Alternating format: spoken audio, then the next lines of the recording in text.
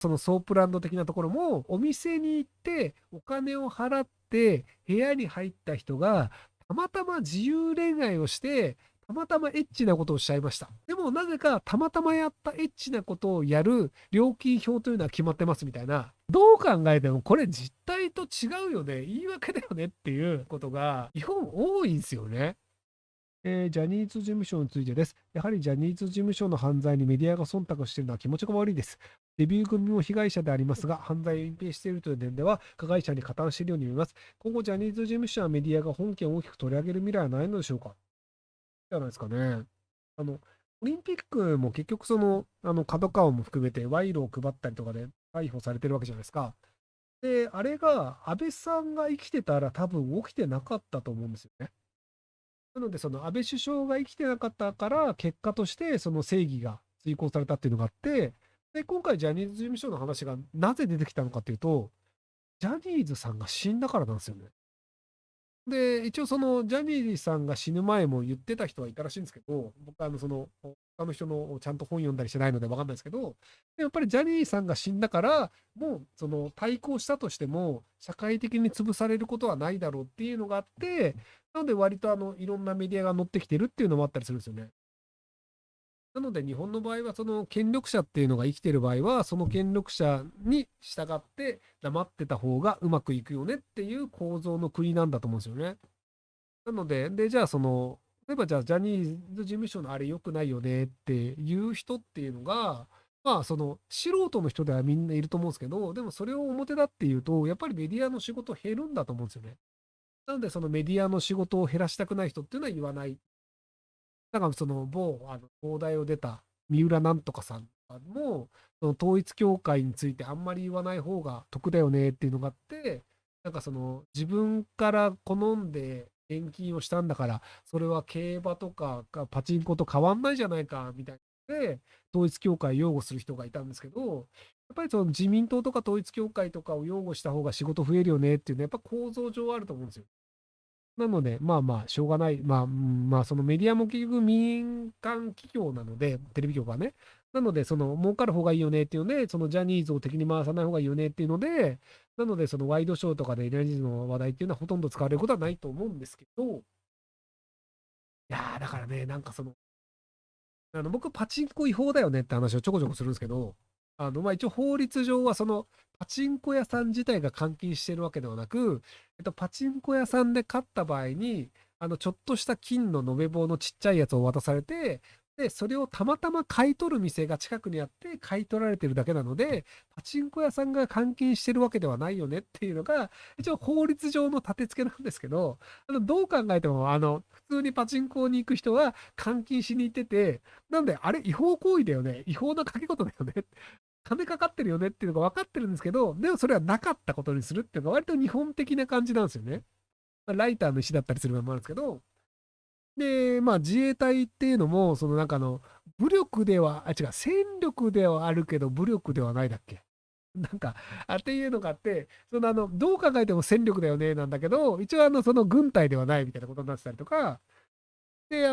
パチンコ屋の監禁もね、警察庁に、パチンコ屋が監禁してることを知ってますかみたいなのを、質問を政治家の誰かが出したら、警察庁としては、パチンコ屋が監禁してるというのを確認したことがないので分かりませんみたいな。で、まあ、風俗の話もあるんですけど、そのソープランド的なところも、そのお店に行ってお金を払って部屋に入った人が、たまたま自由恋愛をして、たまたまエッチなことをしちゃいました。でも、なぜかたまたまやったエッチなことをやる料金表というのは決まってますみたいな、なんかよくわかんないルールなんですよ。で、大阪にある、料理組合というところが所属しているちょんの間的なところがあるんですけど、で、そこも、たまたま、座ってる女の子にお金を払って、で、料理組合で料理を食べるということになるので、2階に行くと、なんかね、飴とかゼリーとか一応出されるらしいんですよ。で、それを食べたっていうので、なんか20分で、なんか8000円とかい、なんかそこ30分1万円とかなんですけど、で、その後はたまたま、なんか自由恋愛で何か起きてしまいました、みたいな、橋本弁護士が顧問してた料亭の話なんですけど、はい。っていう感じで、なんか、どう考えてもこれ実態と違うよね、言い訳だよねっていう、子供にちゃんと説明できないことが、日本多いんすよね。あんまり僕それ、よろしくないと僕は思うタイプなんですよ。まあ、なんか、そういうもんだよね、社会は。本音と建前って違うよねっていうのが、一応なんか、まあ、そういう考え方もあるとは思うんですけど、僕はやっぱりいやいや、それ風俗やんとか、それ金払ってるんだから、それをもう、人身、要は、売買春って違法なんだから、それ違法でしょとか、っていうふうに僕は思うんですけど、なんか日本はあまりそれがなんか違法だというと、なんか社会のこう仕組みが分かってないとかっていう風に言われがちなので、不思議な社会だなという風に思ってしまうので、あの、アメリカとか、まあ、フランスとかって、ある意味子供っぽいんですよね。あの、本音とか建前とかが分かんないんですよ。要はいやいや、それ建前だからとか言っても、いやいやいや、だってそれもう売買春してんじゃん、してんじゃん、売買春じゃんみたいなことをみんな言うんですよ。で、アメリカ、じゃあ日本だとジャニーズの問題っていうのが全然トラブルにならないですけど、アメリカの場合の MeToo とかも、やっぱり、いやいやいや、偉い映画の監督が女の子買っちゃダメでしょ、ダメでしょ。いや、それ出世するためとかでもダメでしょ、みたいな。いや、我慢して出世したとかでもダメでしょっていうので、もうダメなものはダメっていうのが、すごくわかりやすいんですよね。まあ、正義とは何かっていうのの考え方によると思うんですけど、日本の場合って正義をみんなで決めるんですよ。みんながこれが正しいと思ってるものは正義で、で、多数の人がいいと思ってるんだったら、それは別に悪ではないよねっていう、その多数決で正義を決めるんですよね。割とアメリカとか、まあ、フランスの人とかで、無神教の人は多いんですけど、やっぱりそのキリスト教文化があって、正しいかどうかというのは神が決めるとか、正しいかどうかというのは論理で決まるっていうので、みんなで話し合って正義って決めるものじゃないよねっていう考え方なんですよ。で、まあ、ここら辺の失敗っていうのが、そのドイツの失敗が割と大きいと思うんですけど、ドイツってその民主主義の結果、ヒトラーという人を